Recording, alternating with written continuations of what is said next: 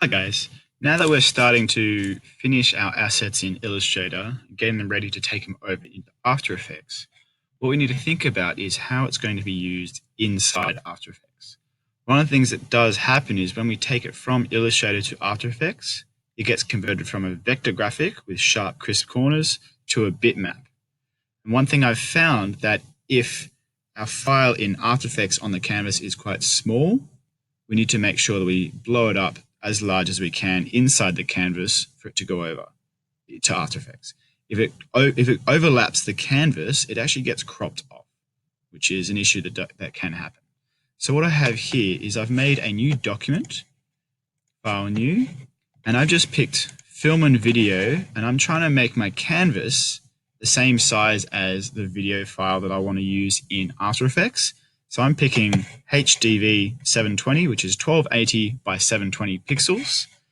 And what I've done is I've brought them over from another file, from my other file, into this canvas. And on each layer, I've then made it as large as I can inside the canvas. So on this video, there's actually a very faint, if I show this, we can see a very faint gray border. That's the edge of our canvas. And we have these crop marks that we use in video, which are not really relevant for us, but we want to pick inside the gray. So I've got my sky that is just a blue rectangle, go to full size. And then for each of these layers, I've brought them over and made them as big as I can inside this canvas so they don't get cropped up.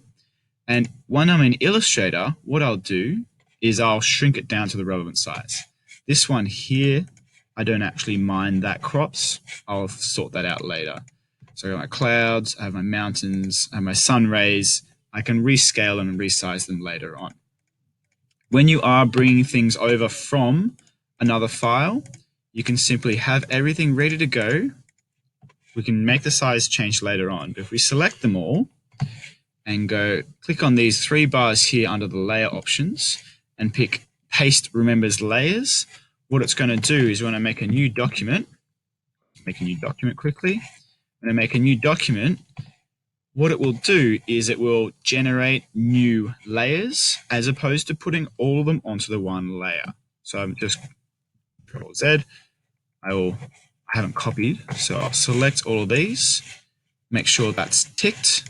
So select them all, Control C, Control V, and all of my objects come over on the same layers they were on, which is really good.